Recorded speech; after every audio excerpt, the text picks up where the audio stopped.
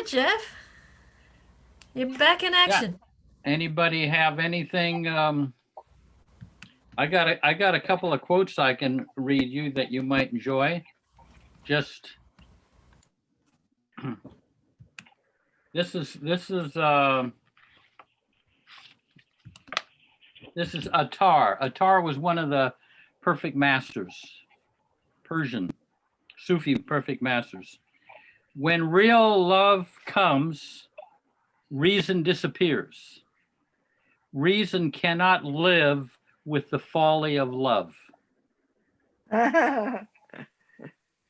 When real love comes, reason disappears. Reason cannot live with the folly of love. Excellent. Now, this is a prayer of Mother Teresa. Dear Lord, break my heart so completely that the whole world falls in.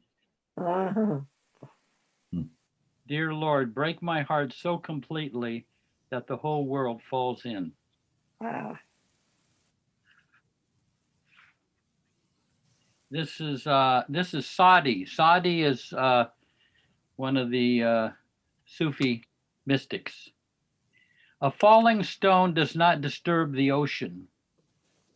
A lover who is insulted or offended is a shallow puddle.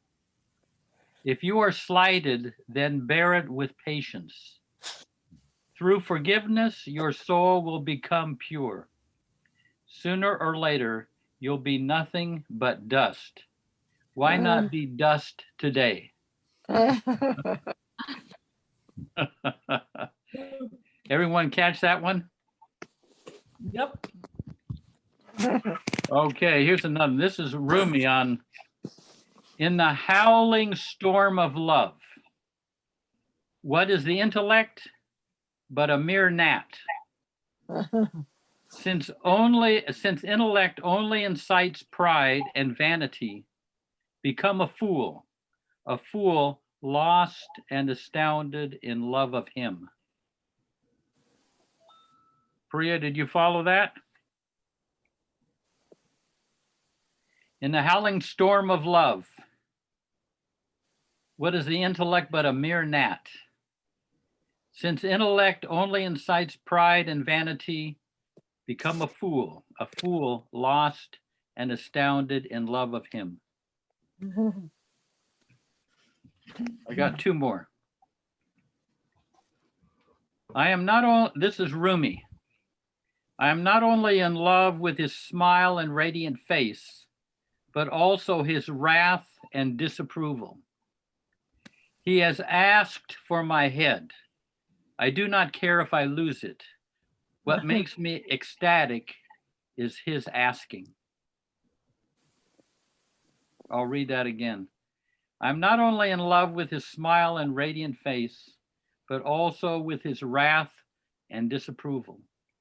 He has asked for my head. I do not care if I lose it. What makes me ecstatic is his asking.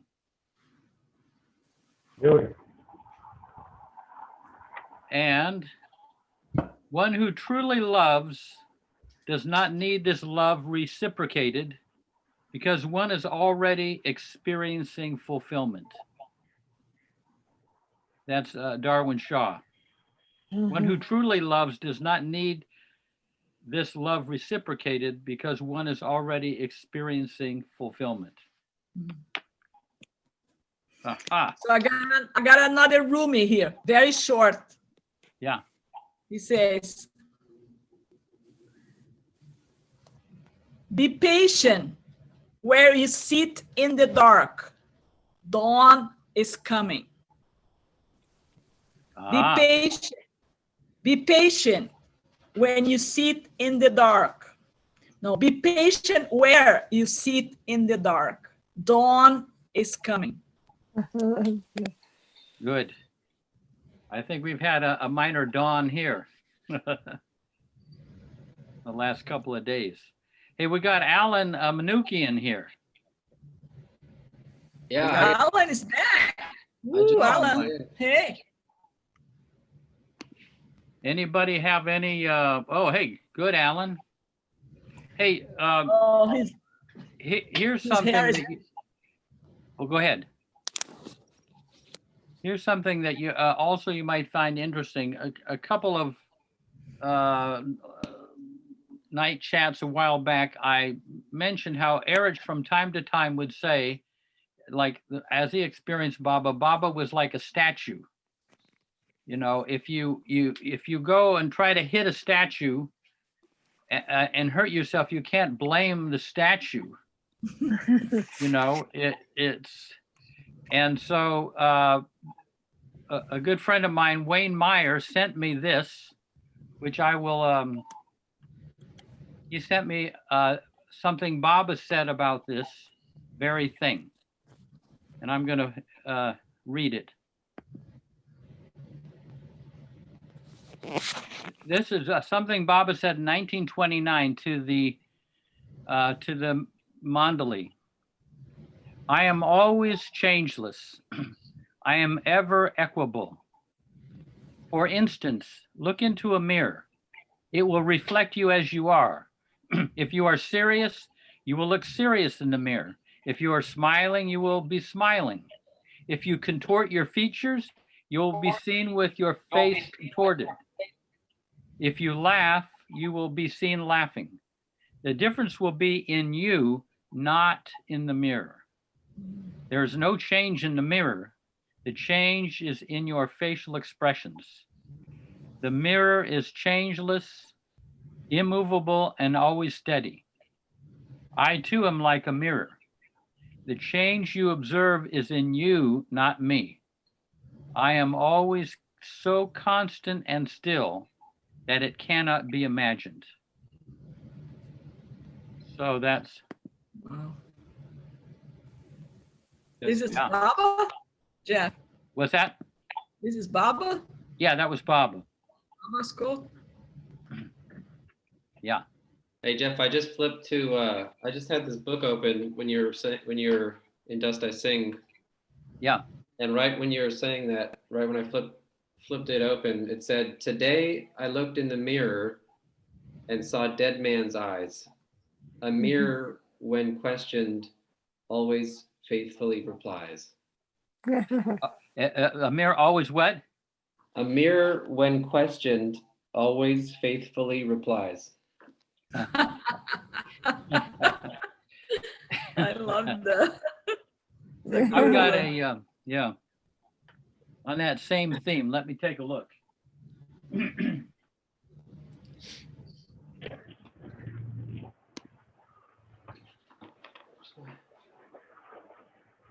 I don't know where my headset went here. I'll be right back.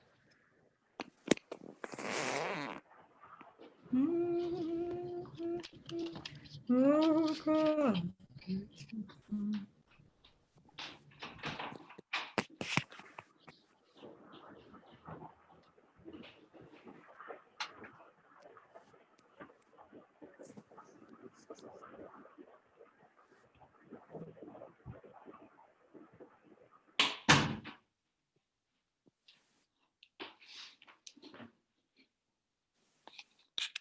Hey, where did Jeff go? He went to get something.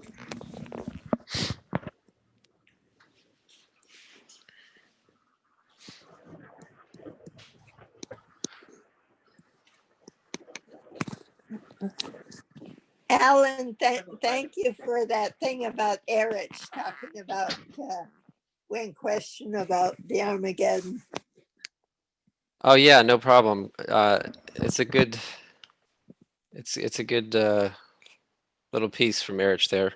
Yeah, and I love that when he spoke of the exploitation of the Armageddon. It's true, yeah. Yeah, that was I found that it was just really fascinating when how Erich was just like, let it come, let the destruction come, fine, let it come sooner. Easy for him to say. Yeah. He's been pulled out of the muck.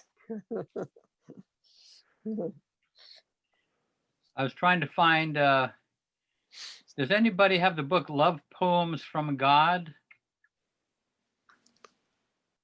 It's from, it's, they're versions by Dan Ladinsky. Love poems from God? Yeah. It's kind of a reddish book. Anyway.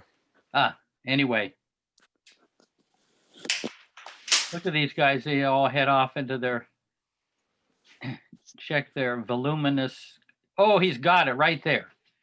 Okay. The book, the poem is,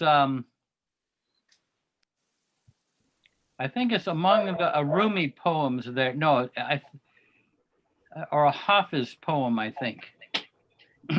We have the title, Jeff. I know I'm.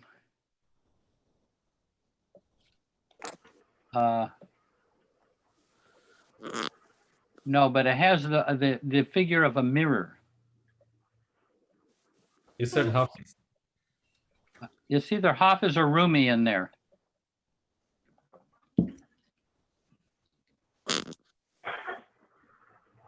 Just read a couple of titles. This poem. This is kind of how I. This kind of describes how I feel about Baba.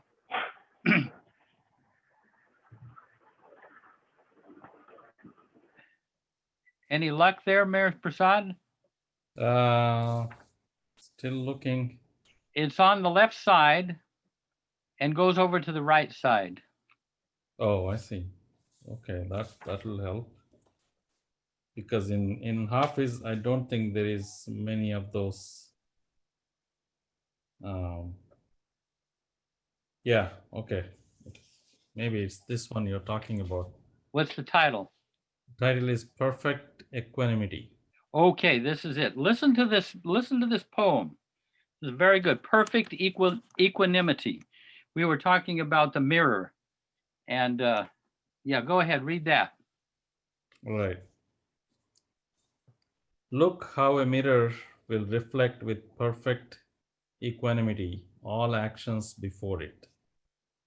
There is no act in this world that will ever cause the mirror to look away.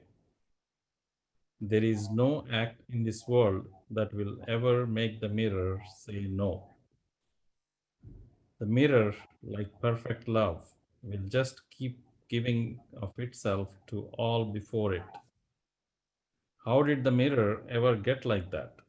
So polite, so grand, so compassionate. It watched God. Yes, the mirror remembers the beloved looking into itself as the beloved. Oh, wait. Yes, the mirror remembers the beloved looking into itself as the beloved shaped existence's heart and the mirror's soul. My eye has the nature of God. Hafiz looks upon all with perfect equanimity, as do my words, dear. My poems will never tell you no, because the mirror is not like that. And if God ever hits you with a don't, he has his fingers crossed. He is just fibbing for your own good. Read that last line. This is a very good one. If God ever hits you with a don't. If God ever hits you with a don't, he has his fingers crossed. He is just fibbing for your own good.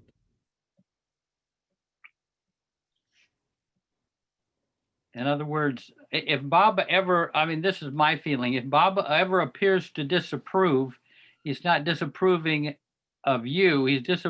He's trying to keep you from doing something that's not in your best interests. But Baba never disapproves. He may act like he disapproves. So we're all right. Yeah, that's a good one. We're not condemned. I'll read another one. This one is pretty good. This is the title of this is The Sun Never Says. Even after all this time, the sun never says to the earth, oh, you owe me. You owe me. You owe me. Look what happens with a love like that. It lights the whole world. Beautiful. Read that one again. That's lovely. Even after all this time, the sun never says to the earth, "You owe me." Look what happens with a love like that. It lights the whole world. Yeah. Wow. So Alan, you got any stuff cooking over there? Oh, just very interesting last week, I guess. Uh, in terms of observing just the general experience. I've been reading a lot more, actually, after a conversation I had with Rosalie.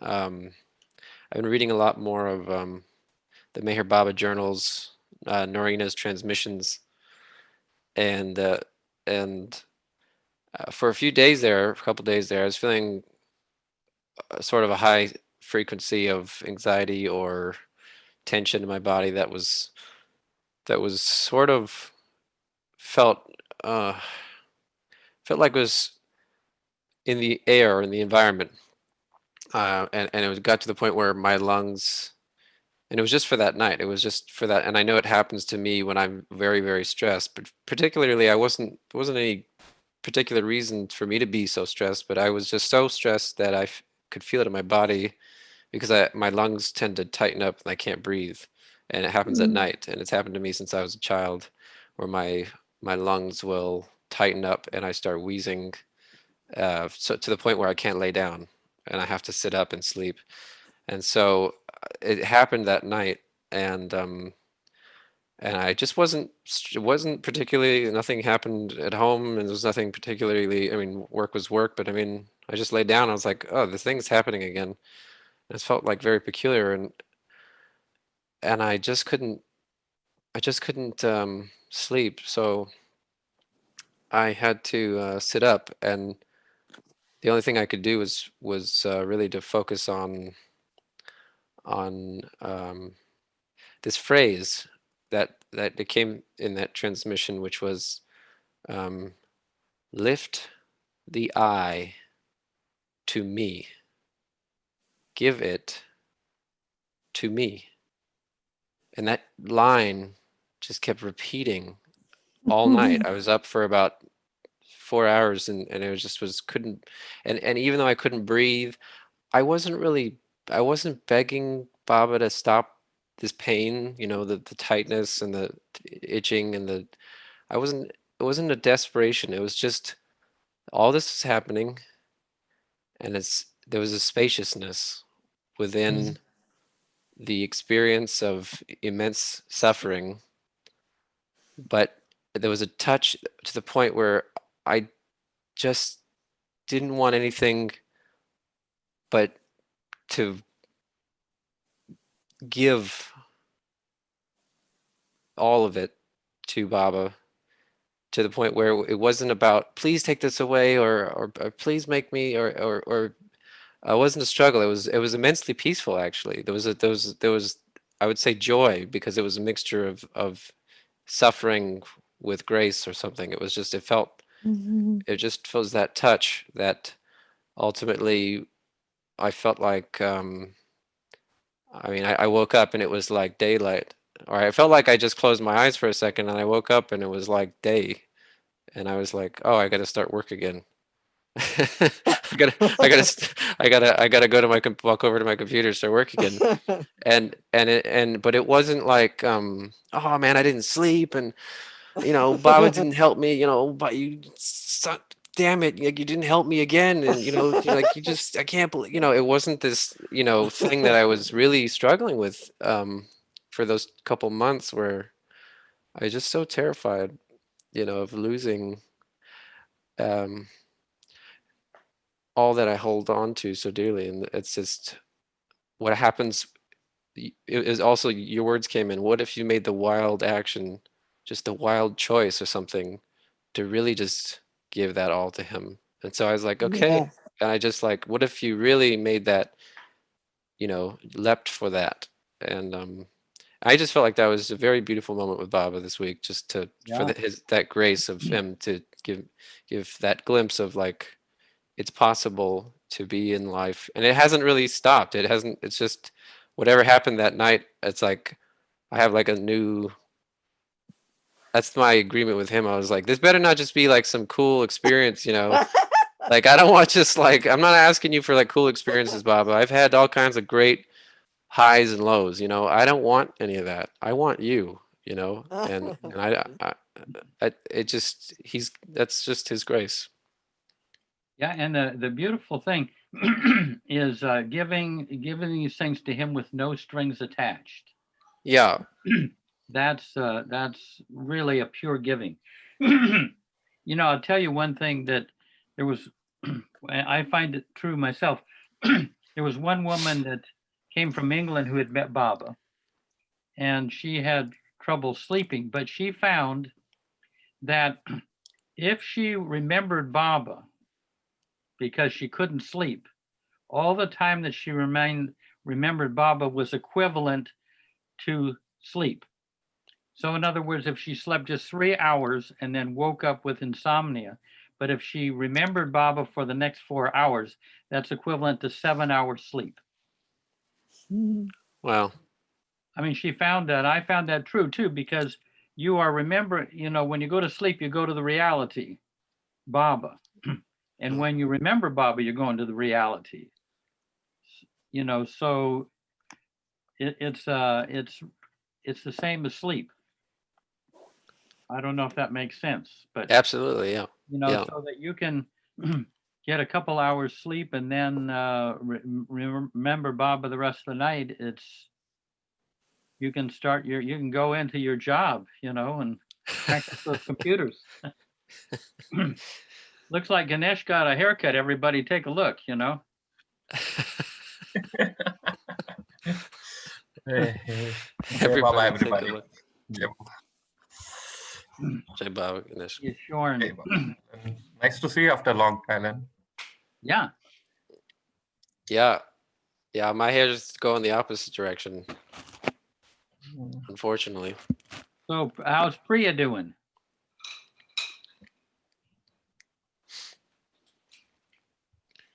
Where's Priya? Yes. There's Priya. Spoke about insomnia, and I just remembered this couplet I read yesterday. When I'm with you, we stay up all night. When you're not here, I can't go to sleep. Praise God for these two insomnias and the difference between them. Beautiful. That's Coleman Barks, right, Rumi? Read that again. This is lovely. Yeah. Well, you picked that perfectly. Yeah. When I'm with you, we stay up all night. Sorry about that. Okay, I'll go again. When I'm with you, we stay up all night. When you're not here, I can't go to sleep. Praise God for these two insomnias and the difference. Yeah. Lovely. Yeah. Kitty only used to get 3 hours sleep a night. And Baba said, if you get 3 hours, that's sufficient. Yeah. Jeez Louise. Yeah. Then during the day, was she used to feel like how she used to feel like with just 3 hours of sleep, like still feel that freshness, or was it like Yeah. that little grogginess? She was more awake than the rest of us. Really. I mean, you know, so alive. Here's another thing, though, that, I mean, these are little tidbits, but Marwan Jesawala told me that Baba said a 45-minute nap in the afternoon is equivalent to 4 hours sleep at night. Huh. So, you know, keep that in mind. So you don't feel bad about taking a nap in the afternoon. Yeah. Who said that, Jeff? Marwan Jesawala, Baba told Marwan Jesawala that. Baba told him. Okay, Yeah. my husband says that, and I was doubting it. So okay, thanks. Yeah. No, Larry knows.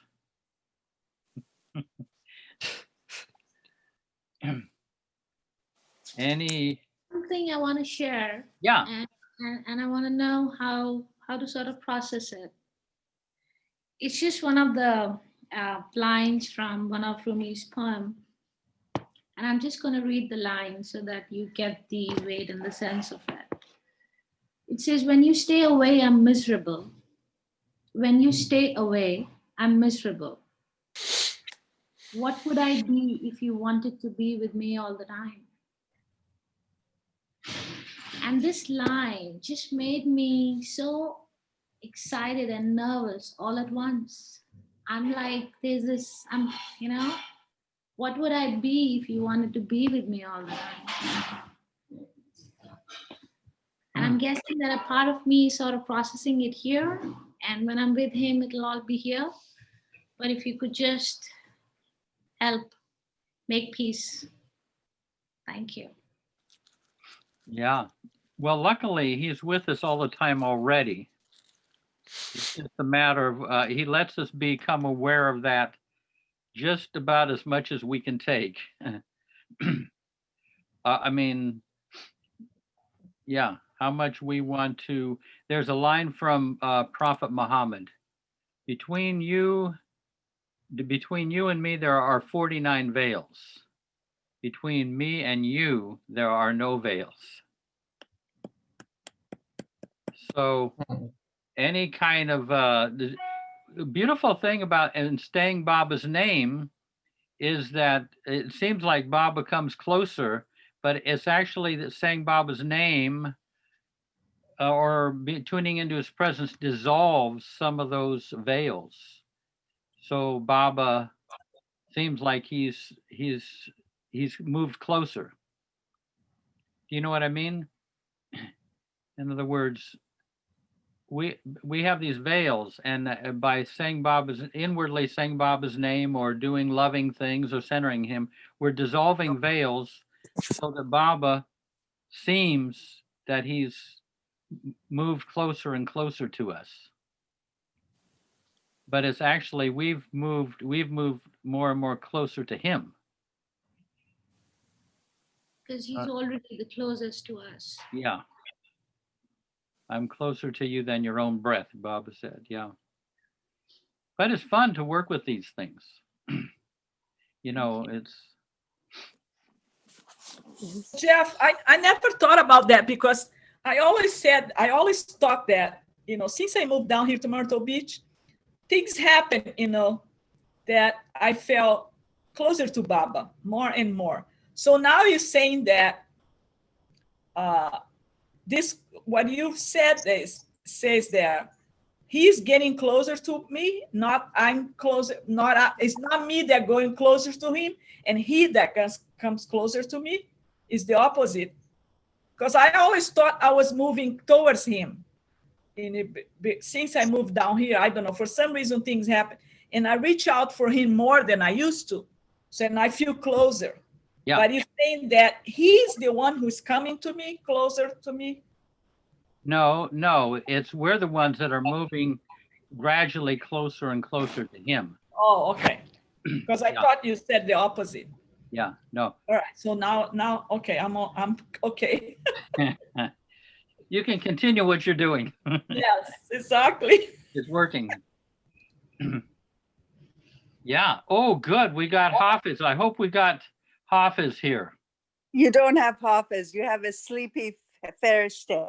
Oh, yeah, but if you can come up with give us a Hafiz translation.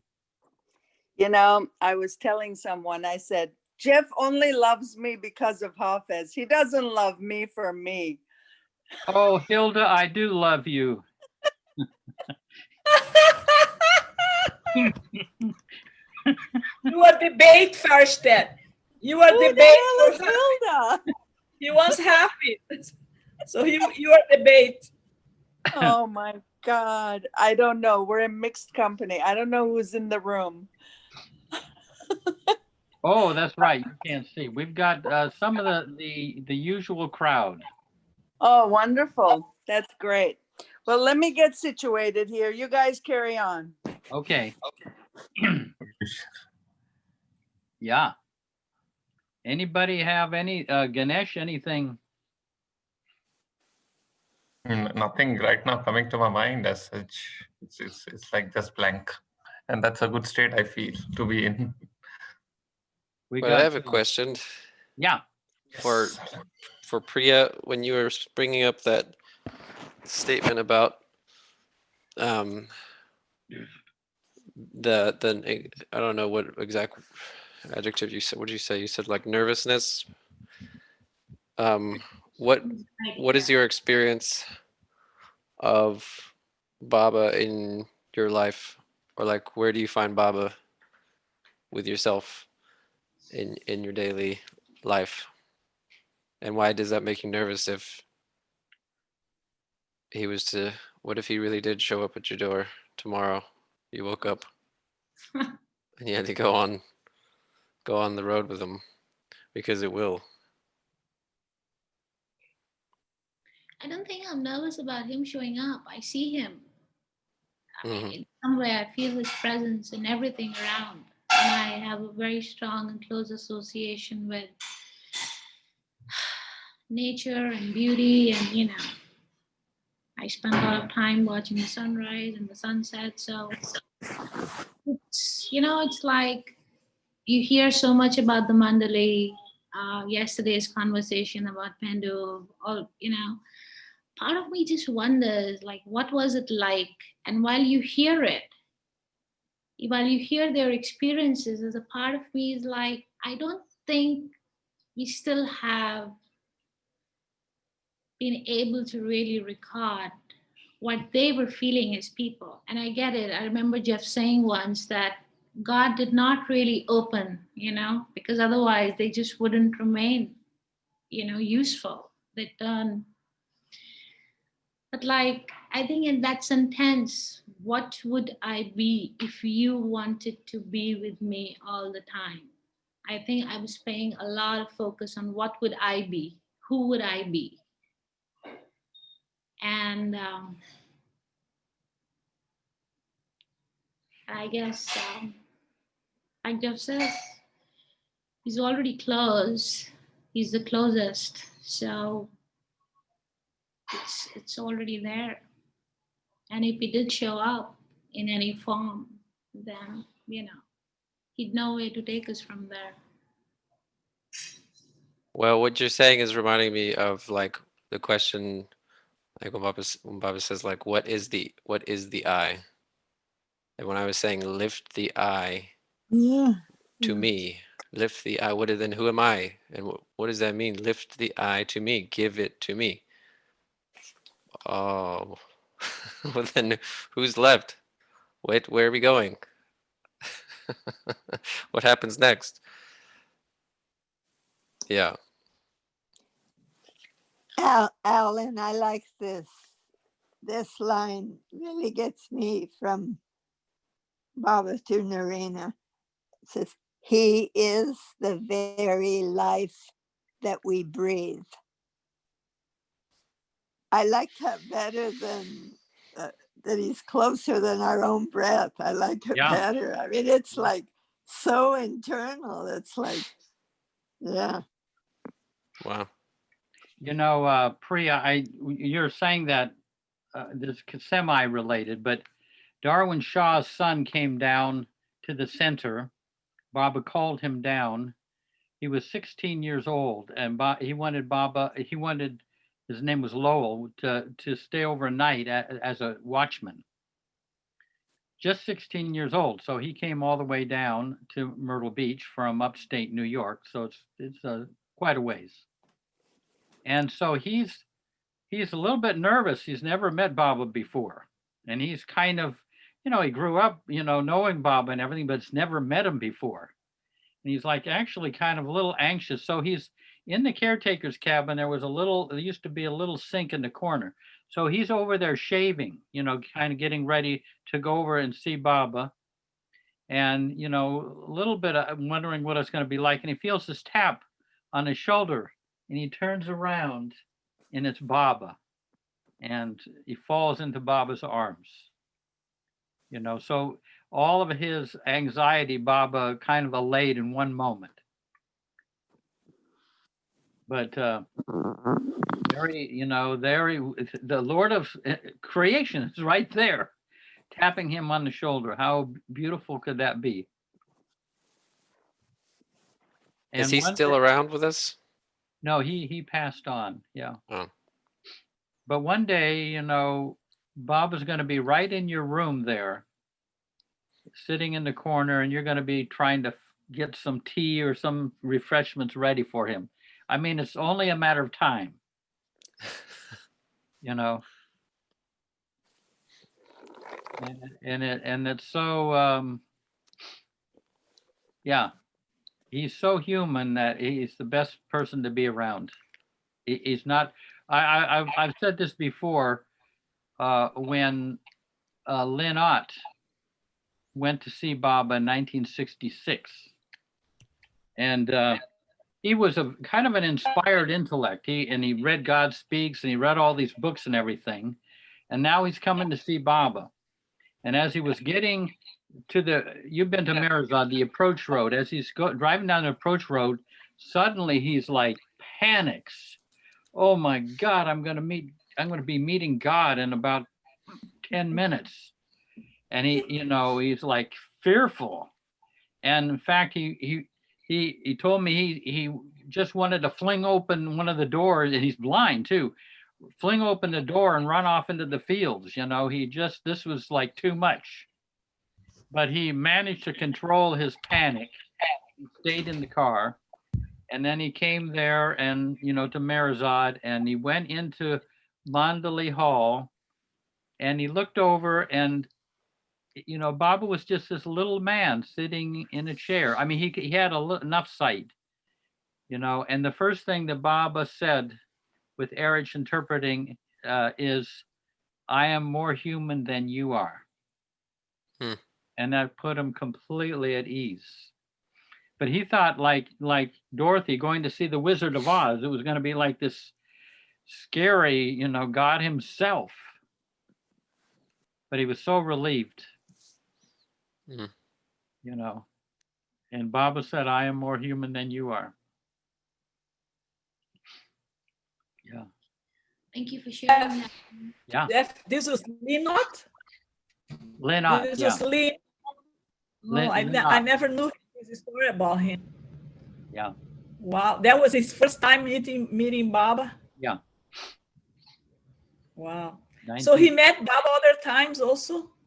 No, just that one time. Oh. So Phyllis met Baba. Yeah, Phyllis. she met him in 65 and 66. Yeah. Wow. He So said to him, "I'm more human than you are." Wow. Yeah. So Farishte, did you find a Hafiz? I think she's still getting her bearings. We She's can't still hear You're getting you. muted, Fairstay. You're muted. Number 42, Jeff. Okay. Oh, she's there. Listen closely, folks. These are like interviews with eternity. Diminished to Fairstay's abilities. Yeah. روزگاری است که سودای بتان دین من است. غم این کار نشاط دل غمگین من است. دیدن روی تو را دیده جان می باید. وین کجا مرتبه چشم جهان بین من است. Hold it there for a second. You said that you need to kind of put a question before Hafiz. Yes. So my question, and probably everybody else probably shares, is what is going to happen in this country and this world now that there's a change? Apparent. apparently. Apparent change, yes. Yeah. This So- is an era where idol worship has become my religion. The sorrow of this way of being has become the joy of my saddened heart. To see your face, one needs the sight of the soul. How is this exalted state the state of my world-seeing eye? Since your love taught me how to speak, people have started chanting my praises in worshipful admiration. Oh God, give me the gift of poverty and humility. This elevation is causing me to become pompous and proud. Oh, corrupt preacher, don't be so proud of your strategic connections, because the home of the emperor of the universe is my poor heart.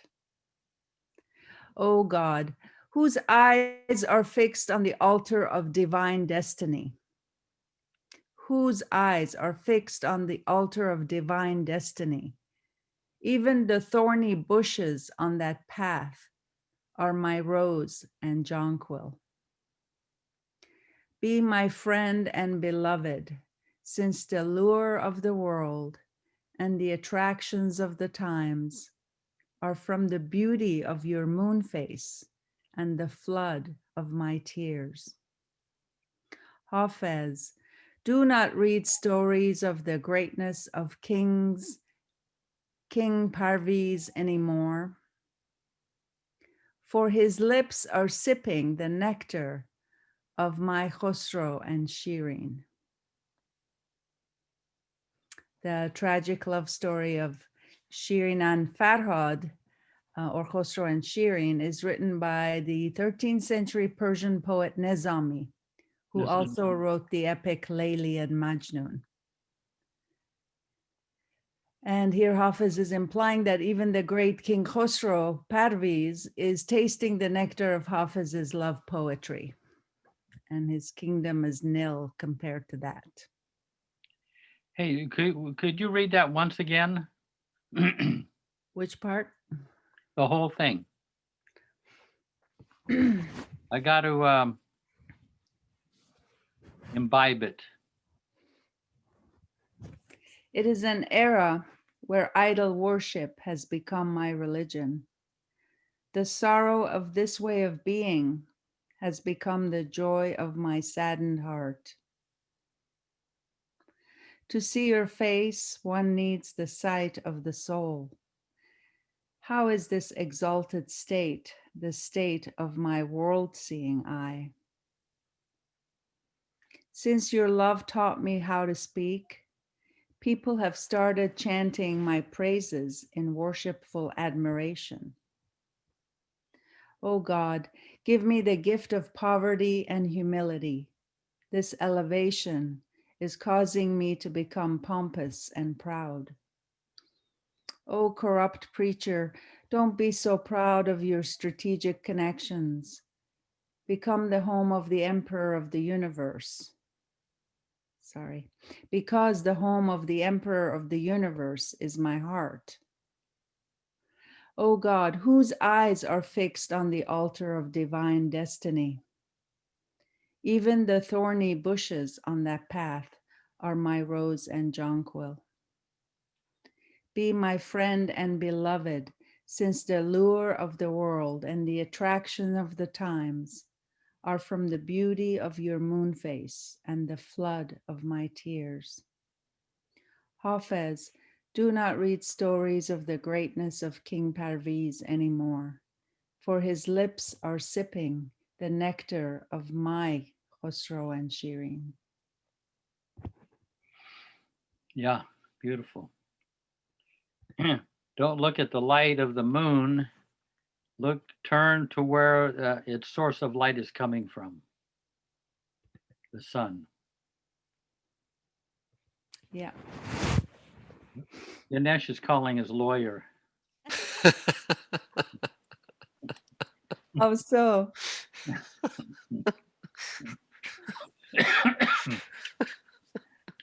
Wonder if Rakesh is. I wonder if Rakesh is actually up.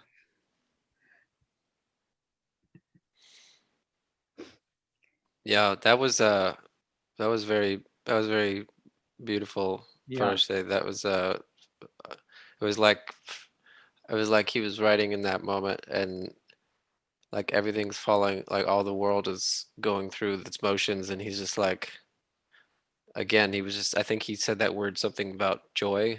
Some part of that was like, The state of the world, the sad state of the world is the joy of his saddened heart. wow. Yeah, that really speaks to me. Yeah. Good seeing you, man. Yeah. Yeah, Yeah. it's good to see you. It's been a while. Yeah, it's been a while. I'm getting to know my hermit introvert. Ah. Good. Yeah. If that's even possible. So Yeah. let's see if Marion, you have anything there in New York? Oh, hi. You know, I don't tonight. Ah, I think I just need to listen and take in, and yeah. it's been kind of a very challenging week, and I thought, let me just be receptive and see if there's some clues to what's going on. So I hope that's okay with all of you. Yeah. Yeah. No pressure at all. You know, I feel like Oh, I feel like you're here with me. You were here with me. Yeah. Here's one thing that you may not find in any of the books, but I heard for years that Baba had told Arnavaz that all the world leaders are high souls. And every time I would go to India, I'd forget to ask her, you know, what that was all about. And one day I finally remember, on one of my trips, I finally remembered. I said, you know, Arnavaz, Baba, you know, did Baba tell you that all the world's leaders are high souls? And she said, yes. And I said, you mean advanced souls? And she said, yes. And I don't know if she said this, the sign is that they have a connection with millions of people as opposed to just the ordinary person in the street. Now, here's the hitch. This is now we're getting into my interpretation. The first four planes can be they're the planes of energy. There's a lot of mischief that happens on that. You know, once you get to the fifth plane, love is kind of established in you, the fifth and sixth planes. But the early planes, you don't necessarily have love there. In you know, you can be the first four planes I think of as like the Greek gods. When I read the Greek gods, how do these people behave? This is terrible. Or the Hindu gods, you know, all of the mischief and the retaliation, the jealousy and everything. That's those earlier planes. You don't necessarily have to be a great lover of God. But the reason I'm saying this is that I over the last years I've felt just there's so much commotion at an inner level. I mean, it's never to me it's never felt so chaotic. And I think that we've had somebody in that realm that is creating chaos. And the last couple of days, it's like it's kind of cleared up. Something has all of that static that kept me from hearing the music of this world was just all that static just went away. At least a lot of it. So I'm saying that someone can get in there and really affect the whole world. That's remarkable, Jeff, what you're saying. I mean, that second part of that is how I interpret it, but here I felt it's borne out by that. You get people that are that aren't living, that don't have that great depth of love, and they get up on that level, they create a bit of havoc, Well, chaos, and for a good reason. I mean, it woke up a lot of people to what's really important. yeah. No, it's not. No, I'm not saying that it's not part of a larger divine plan. Yeah, there was a Sufi called Idris Shah. He, uh, he was a Sufi who recognized Baba as the avatar, but he used to say the conflicts at a lower level are in accord at the highest level. Conflicts at the lower level are always in accord at the highest level. What does that mean? How's your lawyer? No, it's not my lawyer. I just had this office call which I had to take. Sorry for that. No problem. Yeah, I just was trying to get you. You said in accord with the highest. That's something which I couldn't get clearly. Conflicts at this level here on the gross plane are nevertheless in accord with the highest plane at the highest level. Because the whole thing is beautifully orchestrated. But down here we kind of feel all these conflicts and everything, but if we took them higher up, we would say that they're all in accord, all in harmony. All in That harmony. doesn't necessarily mean you don't try to create harmony down on this lower level. May I'll Yeah. throw in my 2 cents, Marion, Yeah. because I love Baba's phrase. So short. Opposition serves. Stephen Burnett. Oh, is someone else speaking? Yeah, go ahead. No. That opposition serves. Yeah. So I always thought, well, opposition to serve has to be part of the plan. So I don't have to push against the opposition, but certainly notice it and what actions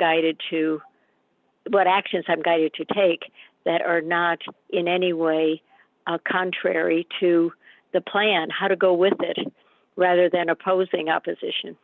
Yeah. Beautiful. Yeah.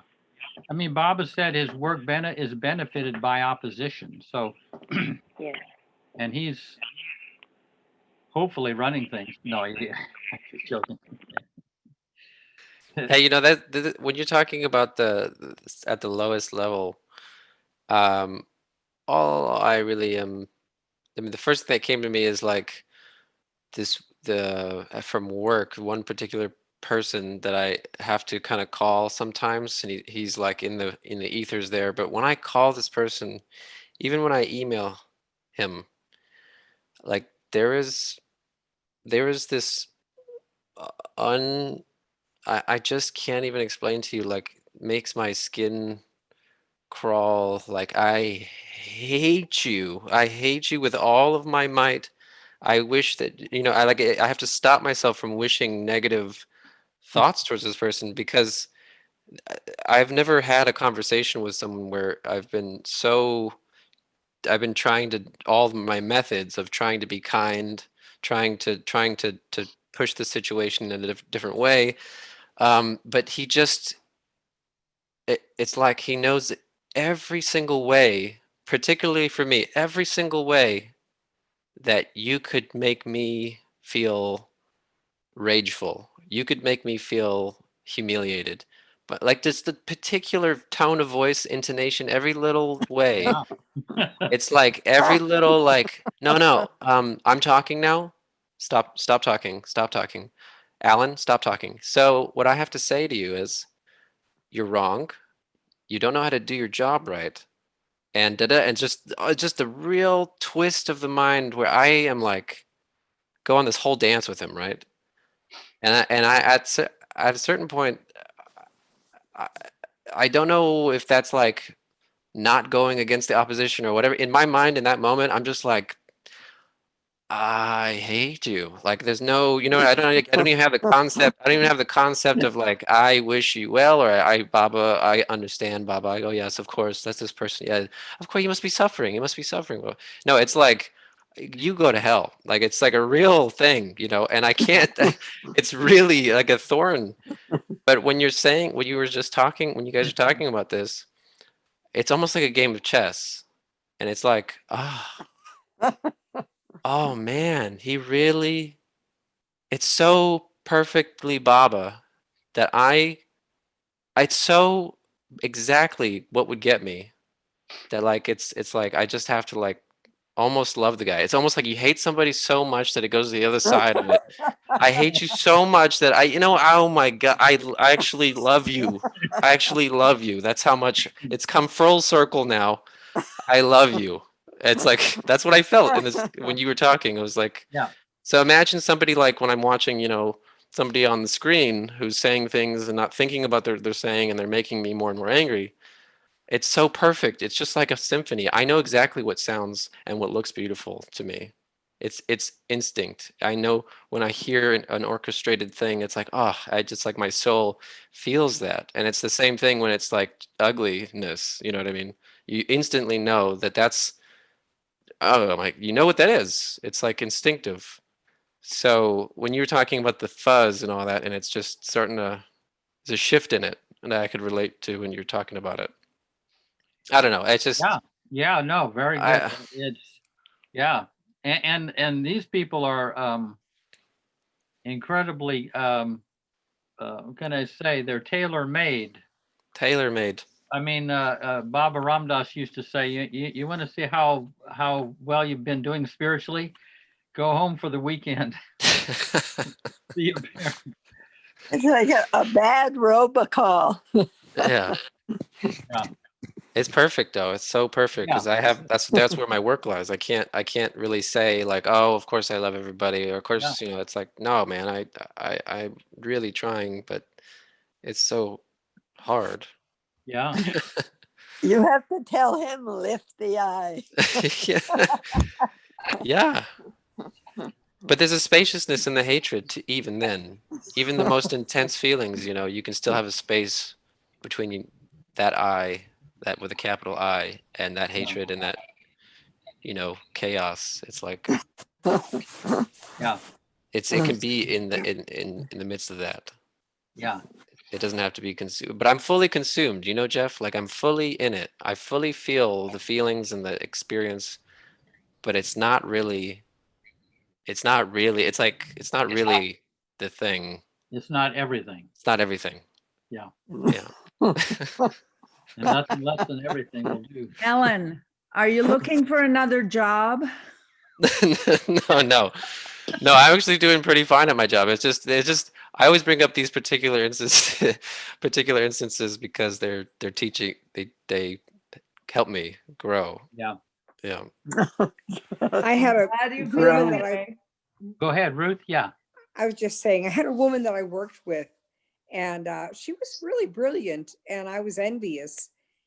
But she had me at every turn, and Huh. I remember it went on for quite a while, and it just was so overwhelming. I'm talking about a year or two. It was so overwhelming that I actually came to the center in July when it's so friggin' hot.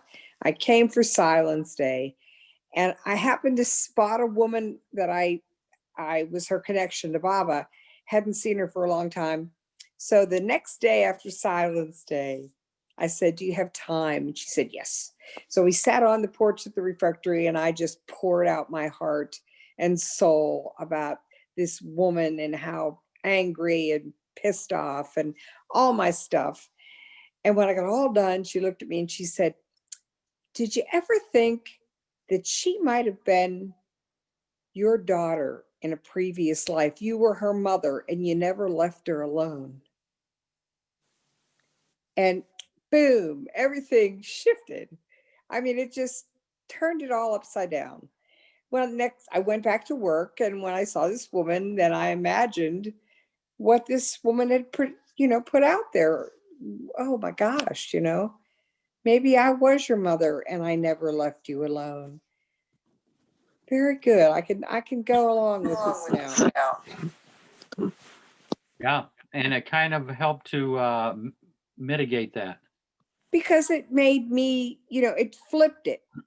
Yeah. Instead of her being kind of my antagonist, maybe in the last life, I was her antagonist. I was a really clingy mother that just, or a picky mother or whatever. Anybody who has had a mother understands that, there's a little shadow piece to every mother as well.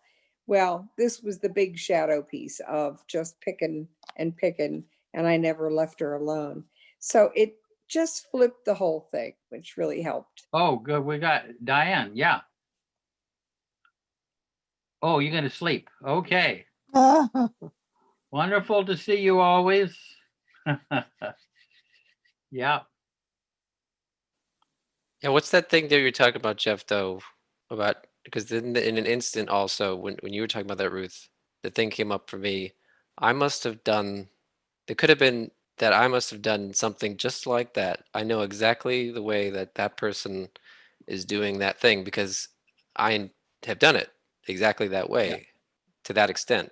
I mean, I wonder sometimes, I think about that when you told that story.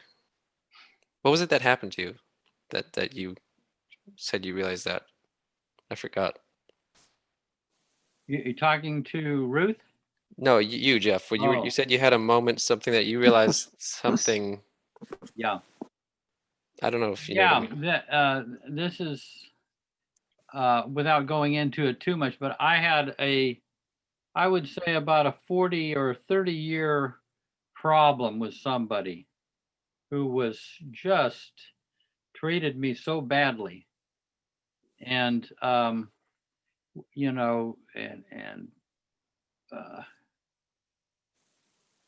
I say, just had no interest, is it indifferent?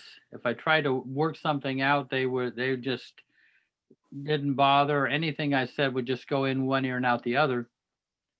And before I went to India, this guy had to talk to me about something, and I used that opportunity to kind of give him a little feedback on his behavior toward me for years, including the behavior toward a lot of people. But and I realized it just kind of went in one ear and out the other in the middle of this conversation. And at one point, I decided I'm going to talk to his soul. Rather than talking to his personality self. I didn't even know what that meant, but whatever I was doing it was dinging off of him. So I concentrated on talking, to what I thought was his soul. And what I saw was I saw that it was like I was looking at a planet, a distant planet in my own being. And if it weren't for this guy, I would never have even known that that planet existed. It was kind of funny, that, it was a part of me that is just so remote. I would never have seen it. But anyway, that's another thing. But then 2 weeks later, I went to India and I was in the tomb. And I wasn't preoccupied with this, with having given feedback because I felt I was honest and I felt I was respectful. But in the tomb, I was sitting there. There were just a couple of people in there. And Baba, this is what you remind me of, is Baba said to me, and he flashed all of this in a millisecond, and I'm putting it into English. Baba said, take my word for it 100%. In other words, there are no loopholes here, Jeff. Take my word for it 100%. Not in this lifetime, but in the past, you were just like him. You hurt people, you were indifferent, that was their problem, you didn't care, you ordered them around and all of that.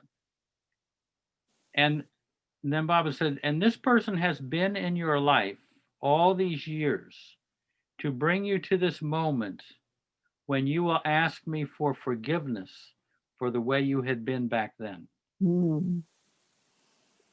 And so and I got it. And so I concentrated on how this person in the tomb, how this person had made me feel for so many years. I felt it, you know, I got into the feeling of it. And then I said, Baba, I made someone feel like this. Oh, please forgive me. Please forgive me. And I mean, it's like crazy. I mean, that's the guy that should be asking for forgiveness, not me. But when I went back, the guy was never that way again, because his role was finished. I had got Baba forgave me for when I was like him. So he didn't have to be there to keep reminding me of the way I had been. Because when Baba forgives, he just takes away the sanskaras, you might say. It's counterintuitive, yeah. So I mean, now looking at your situation, even though you don't have a long range relationship with this guy, but still, I mean, you could say, wow, I pissed someone off like that in the past, and I don't, and I just justified it. I don't even care. I'm just, I mean, if you could really get into touch with that, and then, I mean, I'm just saying this, and then feel it and ask Baba, you know, for forgiveness for the way you used to be, and not necessarily just with that person, but it can be, you know, and see if it works out. But there's one part of us that doesn't want to do that, that doesn't want to ask for forgiveness. We actually, there's it's like having some spiked punch, you know, it's got a little charge in there. So there's something attractive about it too. But yeah, it's like self-righteousness when you're talking about it. For me, you know, I feel like the self-righteousness. Yeah, and it gives you a feeling of, you know, like alcohol in your system or something, you know, it gives you something, even though it's a little bit unpleasant. Oh. Yeah. But well, I don't know. Those are just things I throw out. That I mean, it's and Jeff, not only for you, but this story of yours has been like a lot of impact for all of us. Like I've heard this from you for so many years, and it's really helped me. So that much I can say, because through the situations when I face such situation, this reminds me of your story, and it really helps me. Yeah. Yeah, like I was saying, that came right from Baba. I mean, I wasn't even thinking about this in the tomb. You know. Probably this also you should write it down, because it's kind of going to be a help to a lot of people. I'm like it helped me, and I'm sure it will help a lot. I did write it down actually. I have written it down. Yeah. I'll send it to you. It helped me a lot. Yeah, it did help me a lot too. Means it changed my entire outlook of looking at things, because like even I used to look at the same way in different situations. Yeah. And then just as long as Mayor Prasad isn't your boss.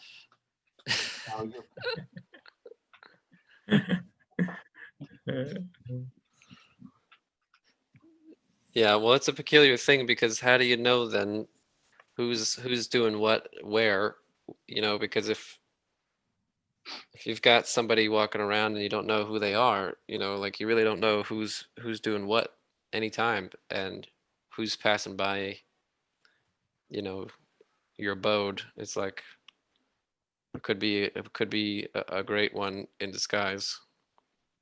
And you're over here thinking like, what a crummy person, like they left all their crumbs around here and I have to pick all this up. And you're like, you know, but those very crumbs could feed you in times of starvation.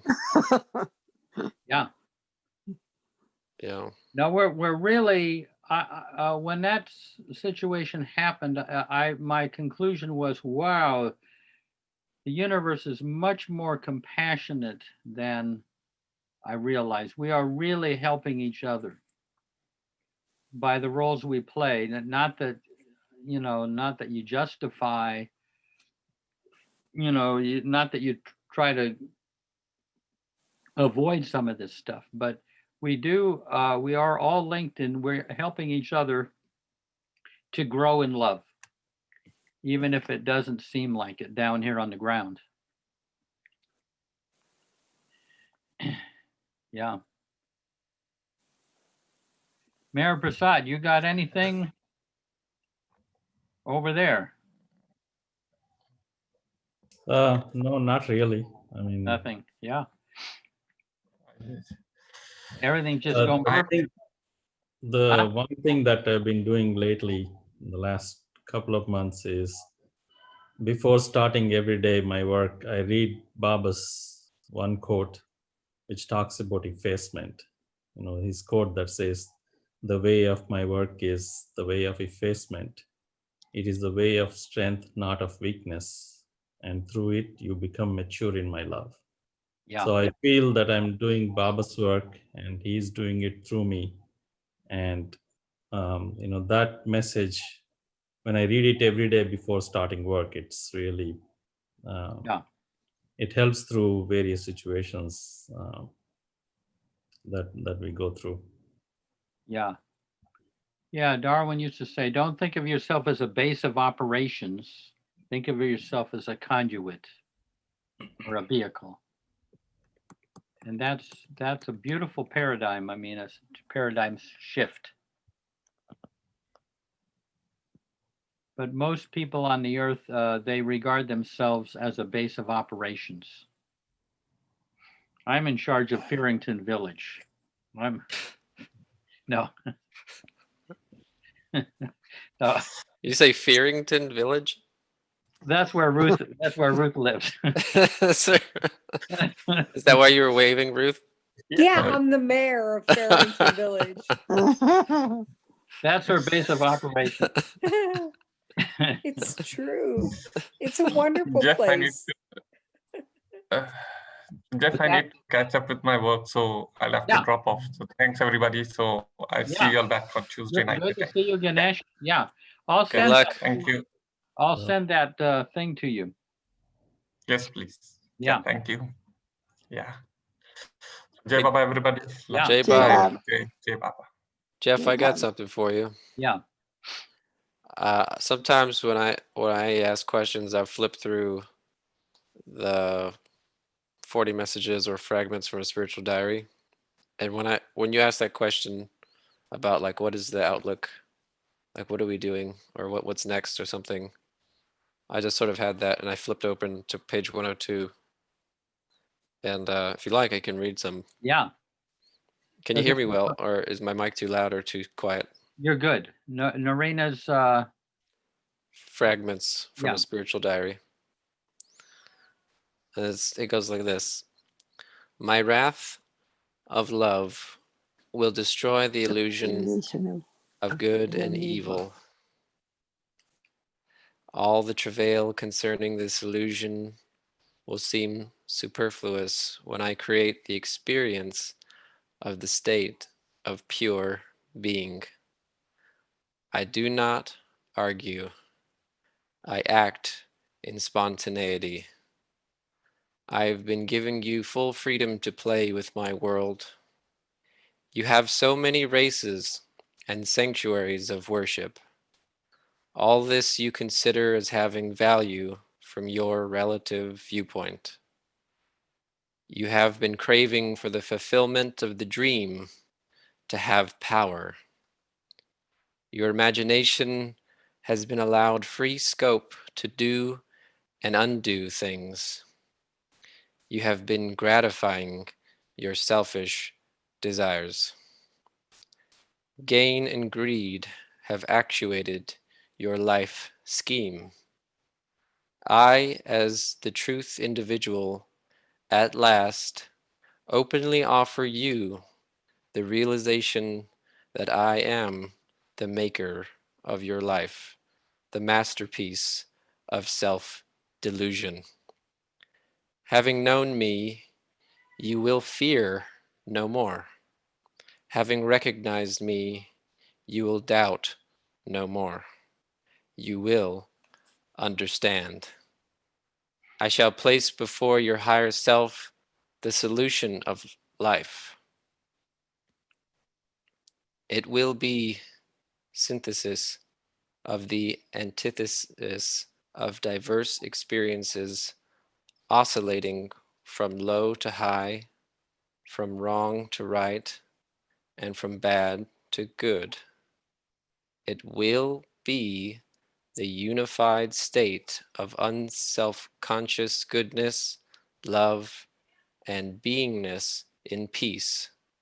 Love makes fast progress through its unbroken action of divine light. The thrill given to the life immutable will be instantaneous.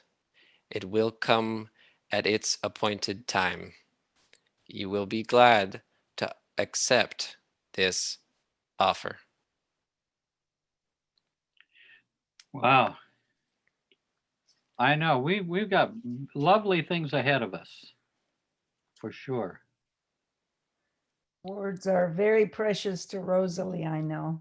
Yeah. She has them memorized. There's a quote from Prophet Muhammad: "Give God time." Just stick it out.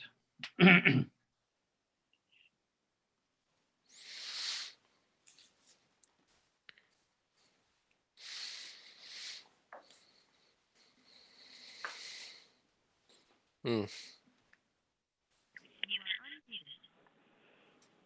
I'm is still thinking Marion. about, oh, sorry, go ahead, Marion. I'll make this is very quick. In saying the Master's Prayer, because it's always, reflecting. It's saying you are this, you are that, you are that, And someone once said, "Oh, the highest form of devotion is showing God who God is," and I always think of that. And because it's not saying I am this, I am whatever. And so there's one line in there, because I've had to, in this lifetime, deal so much with my beliefs and images of I have to be a hard worker to have anything. I have to work really hard, keep my nose to the grindstone, and rather than just, allow the goodness to come to me. So those two lines, you are all merciful and eternally benevolent. Those two lines for me stand out so much, because I'm so touched in my heart about that. Because I have, like a lot of my parents, even though I've transformed a lot, like harshness, and you got to be better, and you got to do more. And so when I read those two lines, I feel it just flows all through me, and I'm so grateful for that. Yeah. So that's all I have to say. You know what's kind of beautiful about the Master's Prayer is just before that. Let's see. You are all knowing, infinitely knowing, the knower of the past, the present, and the future, and you are knowledge itself. You are eternally benevolent. Shoot, it's funny. I got to do the whole thing from the beginning, but there's Baba with all knowledge in just prior to those two things that Baba says, all knowledge, and yet he's eternally benevolent. And what's the other one? All merciful and eternally benevolent. In other words, just before that, he says, "I'm, infinitely I can't. All knowing, infinitely knowing. The knower of the past, the present, and the future, and you are knowledge itself." Yes.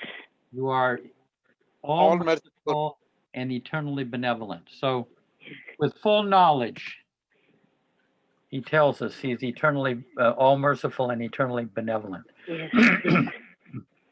The beautiful thing about the Master's Prayer is, and I mean, this is from Erich, it keeps the intellect from closing in and becoming finite. Everything in the prayer is knocking the ceiling off of everything. You are O Pravartigar, the preserver and protector of all. You are without beginning and without end, non-dual, beyond comparison. I mean, everything. If you wanted to pin something down, that's the wrong prayer. it keeps everything infinite. You know, it's all, and it's useful for that. Is Eric gave the figure of if you climb up a seclusion hill and you kind of keep going back and forth and you know to these switchbacks to get to the top, but what happens, people without realizing it start going back and forth at the same elevation, and so they're just they don't go any further, and this prayer breaks the trap that the intellect can get us stuck in, so we can proceed higher up to the top of Seclusion Hill. Well, Jeff, what about the intention? Like, does it matter whether one says the prayer, the Master's Prayer, like really nonchalant, you know, just kind of like, or does it matter if you say it with real heart? I mean, obviously, you know, the answer would be say it real hard in my mind, but I'm wondering if you just repeat it to yourself, or if you read it and you're just like, even if you're actually feeling like you really don't want to read it, does it still make an impact? Yeah, I mean, Baba says it's valuable even if you say it mechanically. But if you take it, if you read it, try to read it experientially, it can be valuable. It has a much wider impact, a greater impact. But I mean, I have to say it kind of slowly, and I can't do it in a group because sometimes if I've kind of passed over something, I have to kind of, if I'm alone, I can go back, you know, and ponder that a little bit. So I kind of stammer and stagger and stagger on through it, stumble and stagger through the poem. I mean, through the prayer. Because it has it can really dissolve portions of the intellect for the time being. Yeah. Hey, well, what time is it getting? Oh, wow. I've had a bit of a long day, but if anybody has anything to bring up. I just want to say I'm grateful for what Priya brought about what would I be like if you wanted to be with me all the time. Yeah. And I don't, you know, I mean, I just think that's astounding. That's a beautiful and amazing thought. Yeah. And I'm going to hold on to that because I think it helps. For me right now, I feel that it just brings Baba closer. It's kind of the magnet, the pull for him and me. Yeah. But he's with us all the time anyway. I know that, but there are levels that he's with me. Let me put it like that.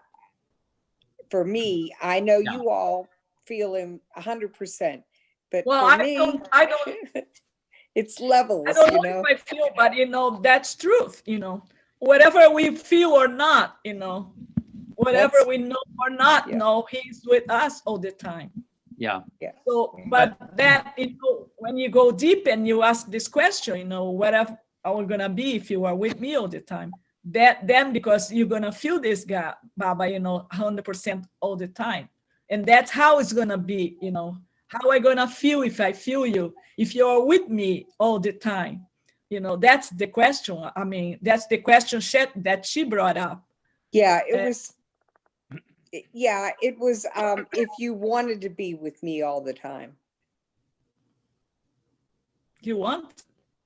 If Baba wanted to be with me all the time. He want to be with you all the time. I know. The question is, that's the question if you are open for that or not. You know, if you accept. Well, I think there's a mental piece in it, but the experiential piece is a different thing. Yeah. Yes. And and I'm growing experientially, I guess I could say.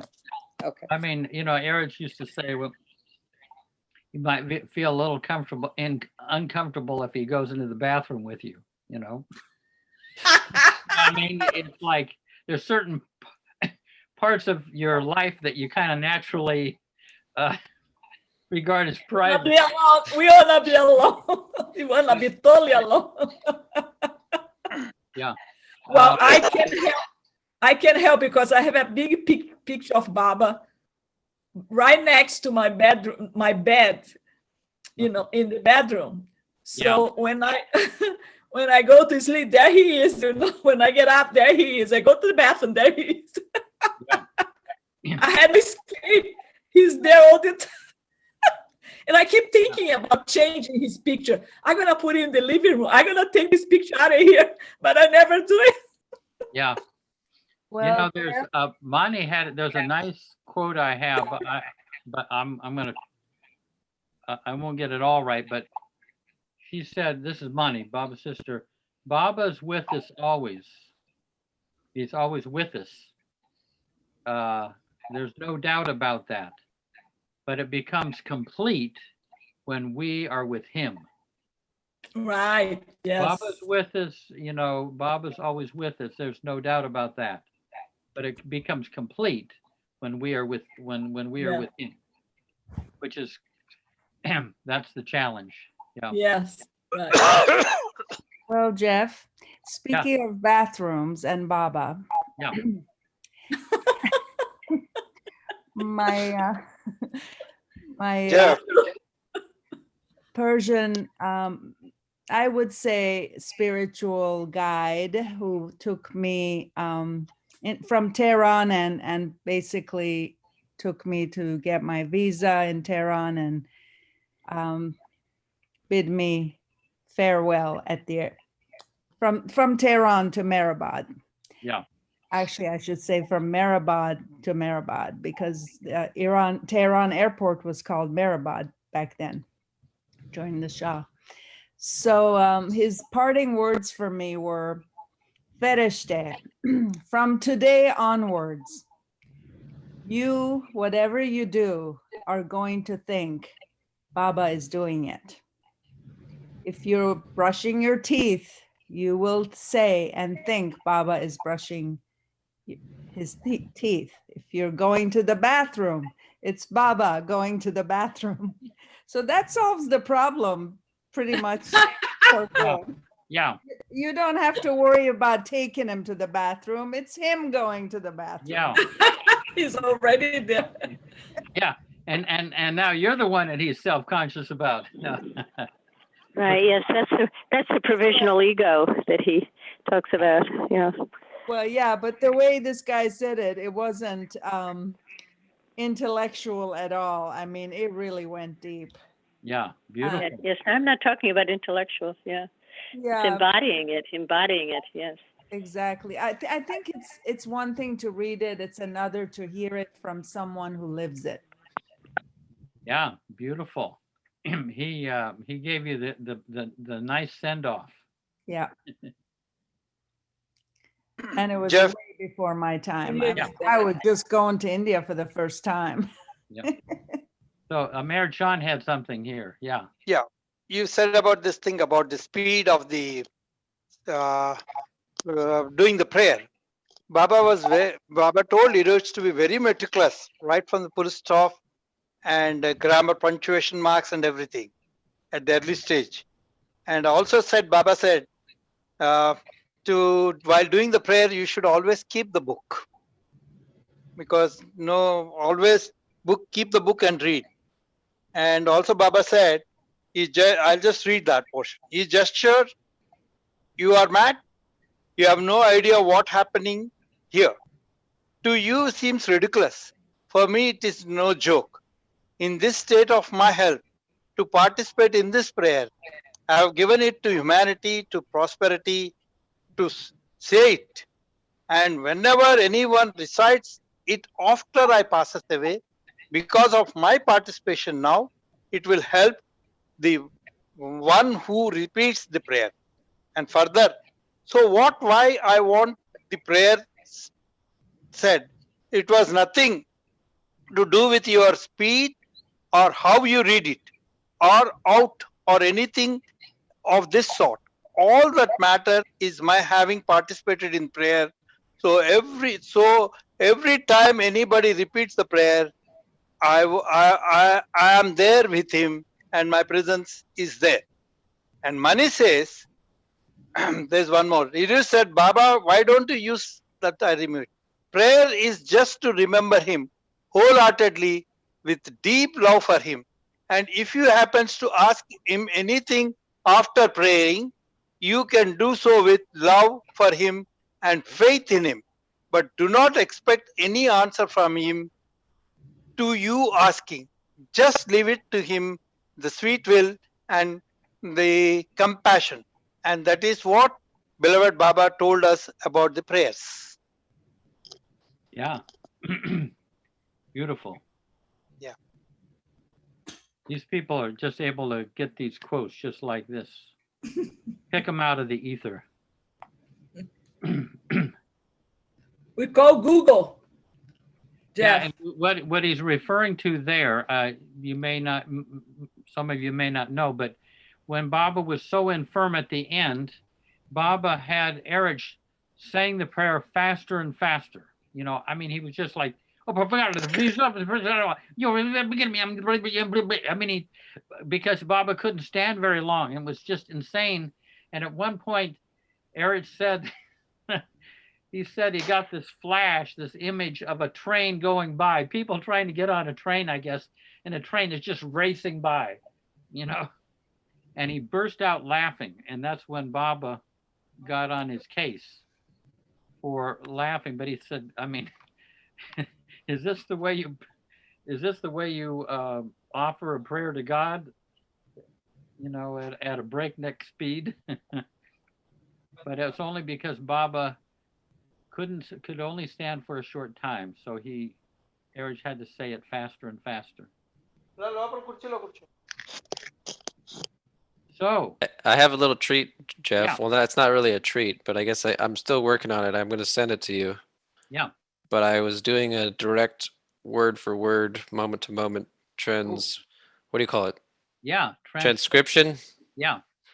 Of your conversation with Erich from 82, something like that.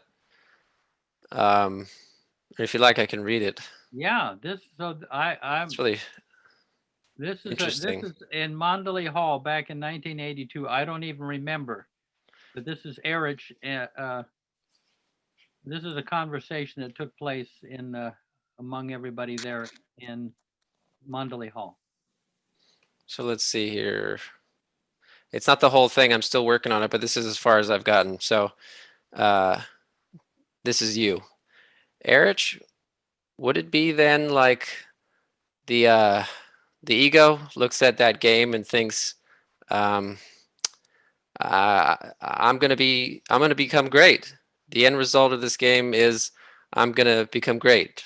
Whereas the game itself is that I become nothing. Yeah, Jeff. I mean that I'm gonna, and then he cuts you off. I'm nothing. He says it really loud. This is you. The ego thinks, well, I'm probably going to become God. I'm going to get great. Therefore, well, no doubt. I just am. No. You see, the thing is that, Jeff, what you say is right, but what is it that your ego says? I'm great? It is true. You're great. There's no doubt about it. Well, because you are linked with that greatness, because your ego has percolated through the realms of duality and has established itself in this illusory form, and therefore the assertions continue. But here, your greatness is in being great, influential, and supersede somebody, press somebody, put somebody down, rise yourself above others. That is your greatness. That's how you translate that being great. That being great, yeah. That ego that is there. I am the only one. You see, isn't it an ego?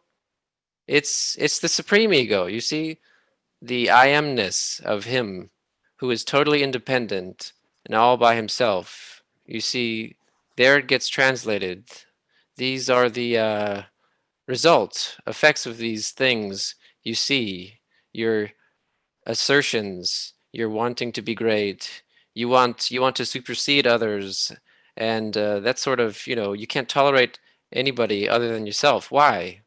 Because he can't do it. You follow? Huh? Because there's nobody else besides him. But when it comes, you see, you are so linked with him that all these traits that you manifest are translated from the realms of reality into illusion, and then they get translated. How do you say? They are relative, and you get entrenched in this relative existence of yours. They say, well, they say that's how it is, Jeff. Yeah, in other words, if there wasn't God a part of this, I would never even get the ideas in my head that I might become great. No, you won't be, because it is because of him that you feel yourself great. You feel yourself that this and that and this and that.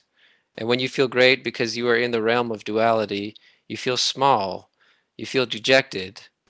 You see, because that infinite attribute translated into realm of illusion has dual aspect, the opposite side of, and then it becomes inaudible relative existence.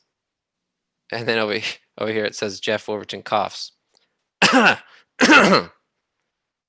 Erich. But Erich, really speaking, there is no, and then you cut him off. The other experience is really, really lowly, I guess. Is that what you're saying?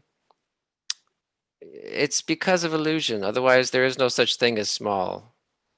When it's translated into illusion, then that infinite bliss translated here, infinite bliss is misery plus happiness. Jeff Overton coughs again. Yeah, happiness. We talk in terms of happiness. We never talk in terms of bliss. You follow? But bliss is the transcendence. Happiness and misery is bliss. Yeah. Yeah, I mean, I kind of gather that he's just saying when the Baba coming down, when he comes down, he plays our part, and then we're in the kind of we're educated, and we come into the world of opposites. So everything divides up into happiness and unhappiness. Uh, Gonna say knowing and not knowing, but it's all relative. But we only even kind of experience these things because it's Baba coming down and playing these parts. If Baba wasn't there, we wouldn't have any happiness or unhappiness, or not, knowing, relative knowing, or ignorance. Like the puppeteer. Yeah, I mean, it's I'll kind of have to study that. It's interesting. I have no recollection of that conversation. Yeah, it was really hard for me. Even when I was listening to it or when I went over it, I was like, I still had a hard time because it was like I don't know what the tone was, but it was like you guys are in a moment of like in the group, it seemed like what I'm interpreting that you're trying to understand what he's saying, and he's trying to describe to you something, and he was like taking a lot of pauses, and I could feel that there was some sense of like you're trying to get at what he's saying.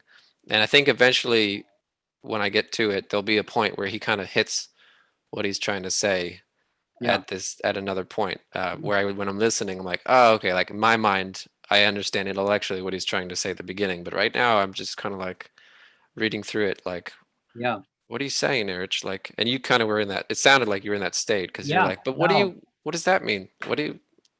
Yeah, no, he would say things. I mean, I felt he was the most knowing of any of the Mandali, but he could say things that just didn't fit into our normal category of thought.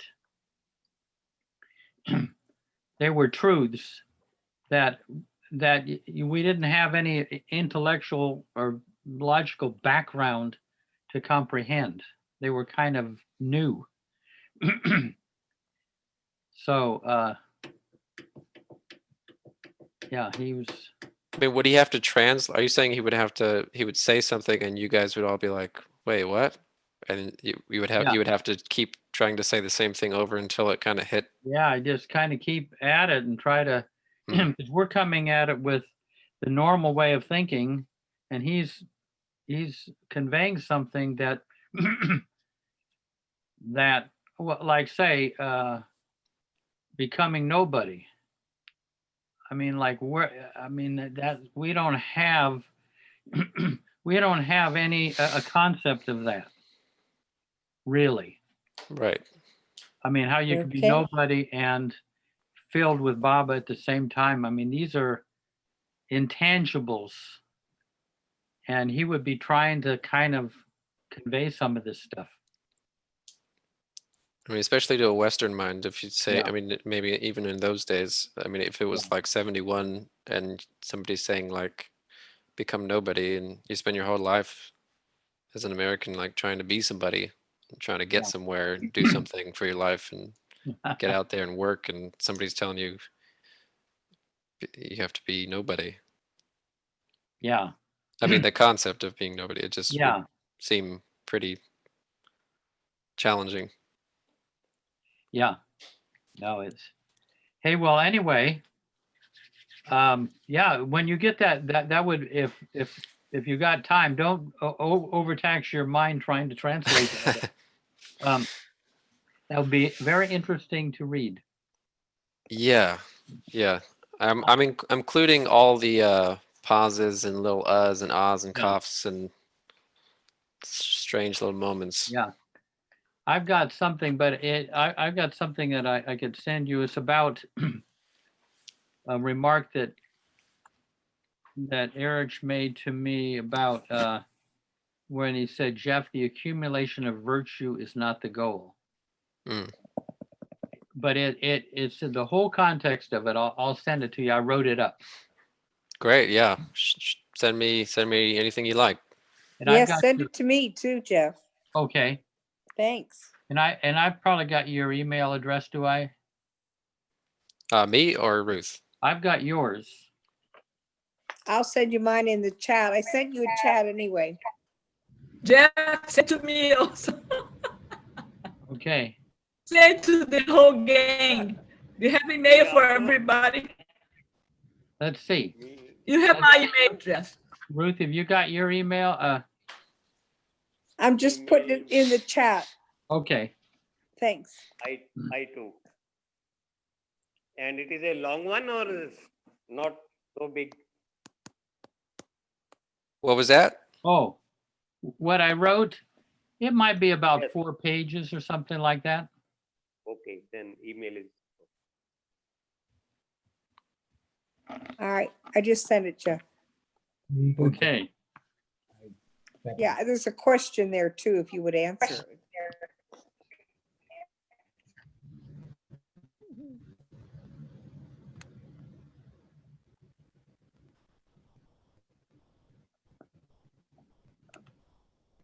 Oh, I guess Jasima. I better write these down because I don't know how to get these things once this thing ends. I'm in trouble.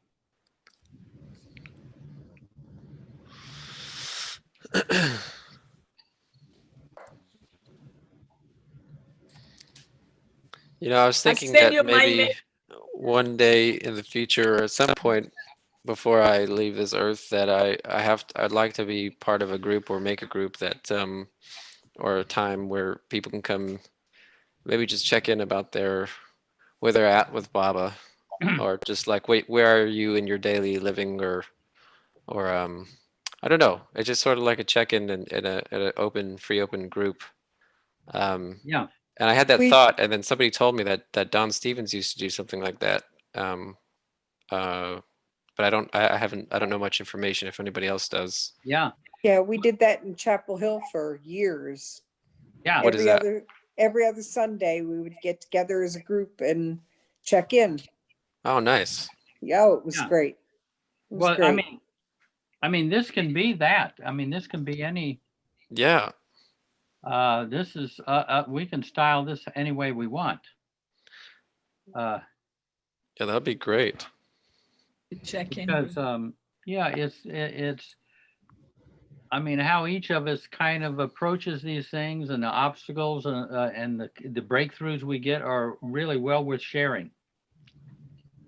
I just have to tell you that the way it kind of evolved in Chapel Hill was there were a lot of couples.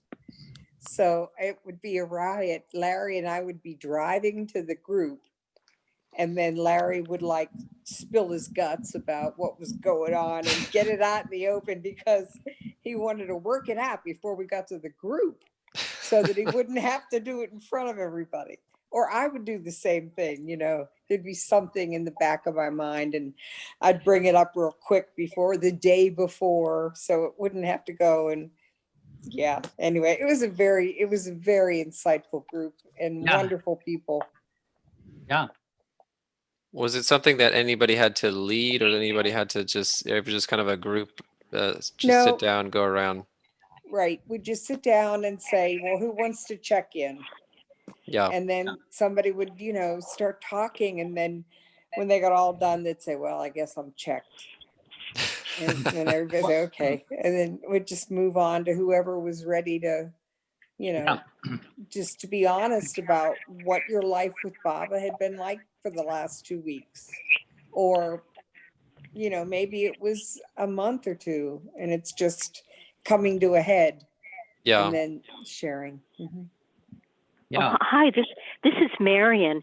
I would really like that too, as I have, you know, Baba says, you know, in the discourses, the psychological is spiritual also. So as I shift around to psychological, and I'm trained in energy work, and I'm so trained professionally in all these different aspects. So I have a sense when I'm releasing stored cellular memory out of my energy body, and when there is these different aspects. But Baba always gives me, through my intuitive channel, kind of where I am on my map of the territory, where I am, to an extent. And then, but I'm always in more the emotional first, and in the psychological repetition, releasing, and before I get that. So it's so helpful to just share with other people who really have this knowingness. Yeah. Yeah. Yeah. And what I've been in a group like this is probably for the last 15 or 20 years. I don't even know how many years, but sometimes a theme will emerge, you know, where people kind of not necessarily a going around and each one checks in, but a few people check in and then a theme kind of with Bob kind of emerges, like forgiveness or something. And so people then start chiming in on aspects of that. And it kind of evolves organically, you might say. Yeah. Yeah. Well, yeah, I mean, if anybody's interested, you can send me your email, or I don't know how that works, but you can send me your email and I can put my email in the chat. If you're curious, or I don't know, just have it ongoing. I know these groups with you, Jeff, or what are these, Sundays and Tuesdays? Yeah. Sundays and Tuesdays. You know, so it kind of, this kind of, even what we're doing here, sometimes particular subjects come up, and then people can weigh in and, share because, you know, there's a limited number of experiences that we have in life. And everybody's had a different version of them, or countless versions of different types. Yeah. Yeah, I just think I've been thinking lately of just like of um yeah, just to have something ongoing, or more set for myself, like where I can. It's just uh, yeah, something that can keep flowing. See how long it goes for, and then Yeah. if anything, just burns out when it does. But um, Yeah. I'm No, very curious about other people's internal experience with Baba, and I don't know if people feel super all the time comfortable sharing that, but maybe with like smaller groups, they're more comfortable, or I don't know. yeah. Yeah. I think a smaller group, and you have time to kind of go into something that you've had to face at a different time and how you came about dealing with it. I find it very helpful. Yeah, My whole approach has benefited from all of the thousands of things I've heard. One thing about like listening to people's problems has been a great help because I realized, wow, I'm not going to do that. I don't have to do that. I see the effect of it. So I mean, I benefit. I mean, if I hadn't had all the connections with people, I probably would have been an alcoholic somewhere, and you know, really a disappointed, sad character. yeah. But Well, I heard enough of it to not to go some of those directions. well, yeah. I'm just shocked the more I'm like reading about the Mondelez, how much time you spent with these people. I was just like, wait a minute, whoa, like what? They just, yeah, how close they were to him. Yeah. Um, And one so day, I happen to think one day, we'll be, again with the Mondelez. I mean, like say, just like we were there with the Mondelez, one day we're going to be the Mondelez, and then Baba's going to be there too. You know what I mean? The fact that we got that far, we got in the same room with the Mondelez, it's only a matter of time before Baba's, a lifetime where Baba's there too, and you're going to think, wow, how did this happen? Man, I mean, there he is right there. yeah, Baba himself, it's not just Erich and Monty and them, but it's Baba himself. That's what's going to happen. and they're coming back, right? I mean, you were saying Yeah. at some point some of these Mondelez are coming back. Yep. Yeah, they're One already by there. one. Yeah. I mean, I thought they were just going into the oblivion, but I guess some of them are coming back. Yeah. Yep. That blows my mind. Today, Peter said, I mean, a number of them are coming back as perfect masters, and today Peter confirmed that Padre and Pendu, Baba said, would be perfect masters when they come again. And Dr. Goer and Mani, Baba said, and Muhammad Damust. I mean, these guys they're going to be around us. You mean they're all going to be you Dr. Goher, Muhammad Damas, these people are going to be perfect masters? Yeah. Yeah. Perfect masters, and we will. And Erich said that we would be drawn to different ones of them when they reincarnate, because we have a certain propensity for this type of approach to Bob or that one. And we're going to kind of wind up being drawn to different ones. Wow. Yeah. Baba, Jeff, how the perfect masters operate in the universe? I mean, if Baba is not here, in the 700 years that Baba is not around yet, and they're gonna be around, right? The perfect masters. Yeah. So how they operate? Do you know that? Nobody knows that. How they, I mean, where they do, where they are, how they appear to us, as a people, regular people, or they're gonna be doing something else somewhere else. I don't know. I had no idea how. Well, I for the next 100 or 200 years, depending on when Baba comes back, they are in the wings, Baba's out on the stage. Baba is center stage for either the next 100 or 200 years. And they're in the world, but they're not known publicly. But as soon as the 100 or 200 years of Baba's advent comes to a close, then we will, here and there, we will see perfect masters, and they will have their followers. Oh, okay. Like Like saints Saint or Francis. Now, okay. people didn't know that Saint Francis was perfect, but somehow he had these companions. It's going to be Right. kind of very organic and kind of natural, and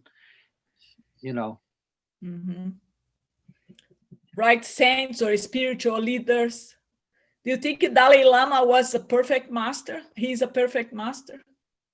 Dalai Lama. No, I think that they won't be public. What's publicly known now, and for the next 100 years, are not perfect masters. If they become public figures, because they're kind of taking, they're off the stage, and Baba is the one at center stage. Where did you hear that, Jeff? Where was that from? That Erich oh, said Erich. that. Yeah, but he got it from Baba himself. I was like, where, ordinarily you would be like, where did you read that? And you're like, no, I got it from the source. Like, oh, okay. All right. The real source. Yeah. Well, that's really helpful. Thank you for asking that, Lenita. I've been wondering that myself quite a bit. It all happens very naturally. Yeah. Oh, that really answers something, because there was somebody who was known as she hugs people, and she's very big around the world.